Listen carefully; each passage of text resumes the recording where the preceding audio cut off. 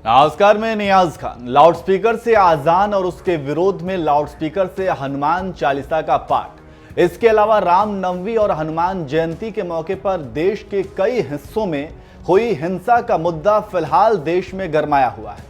हालांकि उपद्रवियों पर प्रशासन का डंडा भी खूब चल रहा है। अभी हाल ही में जहां देश के कई हिस्सों में दंगे का माहौल देखा गया, तो वहीं अगर यूपी की बात की जाए तो यूपी में कानून का राज दिखा और खुद योगी आदित्यनाथ यूपी की कानून व्यवस्था पर चील की तरह अपनी नजरें गड़ाए हुए हैं। इसलिए कहीं भी उपद्रवी चू तक नहीं कर पा रहे हैं। यही कारण है कि यूपी में इस समय कानून का राज दिख रहा है। कानून व्यवस्था को लेकर खुद योगी आदित्यनाथ ने क्या कुछ कहा, आइए पहले आपको सुना देते हैं। अभी परसों रामनवमी की तिथि थी। 25 करोड़ की आबादी यूपी में रहती है। 800 स्थानों पे रामनवमी के शोभा यात्रा थी, जुलूस भी थे और साथ साथ इस समय रमजान का महीना चल रहा है, रोजा अफ्तार के भी कार्यक्रम रहे होंगे। कहीं भी कोई तू मैं नहीं हुई। दंगे फसाद की बात तो दूर है। ये उत्तर प्रदेश की विकास की नई सोच को प्रदर्शित कर रहा है कि अब दंगा फसाद के लिए कोई जगह नहीं, अराजकता के लिए, गुंडागिर्दी के लिए, अफवाह के लिए कोई जगह नहीं है। उत्तर प्रदेश ने रामनवमी के अवसर पर मर्यादा पुरुषोत्तम भगवान श्री राम की पावन जयंती के अवसर पर यह साबित किया है। तो सुना आपने, यूपी में कानून व्यवस्था के साथ कोई भी खेलना चाहेगा तो उसकी जगह जेल की सलाखों के पीछे है। और कानून व्यवस्था को बनाए रखने के लिए योगी आदित्यनाथ ने अफसरों को सख्त आदेश दे दिए हैं कि आने वाले दिनों में हिंदू मुसलमान के बहुत से त्योहार आने वाले हैं।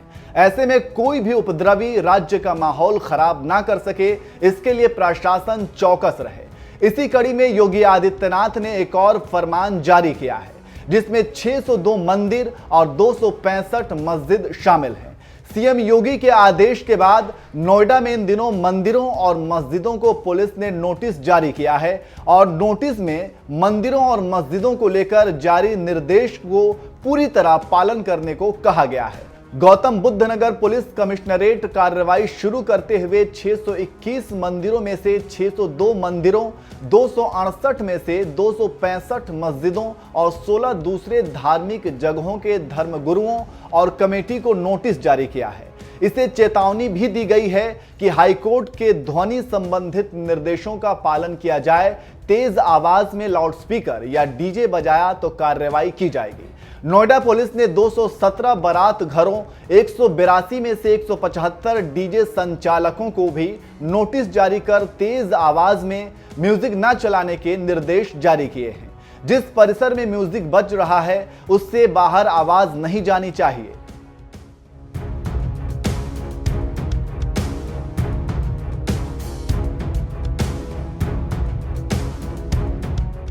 इसके अलावा नोएडा में अब धार्मिक जुलूस या शोभा यात्रा निकालने से पहले एफिडेविट भी देना होगा और अगर ऐसा होता है तो उनके खिलाफ नियमानुसार मुकदमा दर्ज की जाएगी, जिसमें आयोजक यह स्पष्ट करेंगे कि कार्यक्रम में भड़काऊ भाषण या उग्र प्रदर्शन नहीं होगा और अगर ऐसा होता है तो उनके खिलाफ नियमानुसार मुकदमा दर्ज कर कार्रवाई की जाएगी। योगी सरकार की ओर से गाइडलाइन जारी की गई है, जिसमें कहा गया है कि लाउडस्पीकर तो बजा सकते हैं लेकिन उसकी आवाज तेज नहीं होनी चाहिए। यूपी सरकार की गाइडलाइन के मुताबिक माइक और साउंड सिस्टम का इस्तेमाल किया जा सकता है, लेकिन यह सुनिश्चित करना होगा कि साउंड सिस्टम की आवाज धार्मिक परिसर से बाहर ना जाए, दूसरे लोगों को किसी भी तरह की परेशानी ना हो और साथ ही कहा गया है कि नए जगहों पर माइक लगाने की अनुमति ना दी जाए। शोभा यात्रा या धार्मिक जुलूस बिना अनुमति के ना निकाली जाएं। यह भी कहा गया है कि अनुमति देने से पहले आयोजक से शांति सौहार्द कायम रखने के संबंध में शपथ पत्र लिया जाए। अनुमति भी केवल उन्हीं धार्मिक जुलूसों को दिया जाए जो पारंपरिक हों, नए आयोजनों को अनुमति ना दिया जाए। वहीं मुस्लिम धर्मगुरुओं ने भी योगी सरकार के इस फैसले का स्वागत किया है। विपक्ष भी योगी के इस आदेश का स्वागत कर रहा है। थाना अध्यक्ष से लेकर एडीजी तक को 24 घंटे के भीतर अपने अपने क्षेत्र में धर्मगुरुओं, समाज के दूसरे प्रतिष्ठित लोगों के साथ संवाद करने का आदेश दिया है। पुलिस अधिकारियों को अपने क्षेत्र में रहने और रात में वहीं आराम करने को कहा गया है।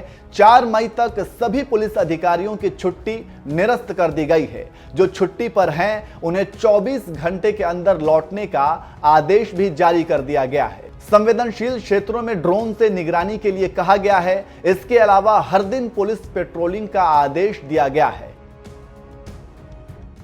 तो इस तरह से योगी आदित्यनाथ कानून व्यवस्था में किसी भी तरह की लापरवाही बर्दाश्त नहीं करना चाहते हैं। योगी के इस फैसले को आप कैसे देखते हैं, कमेंट करके जरूर बताएं।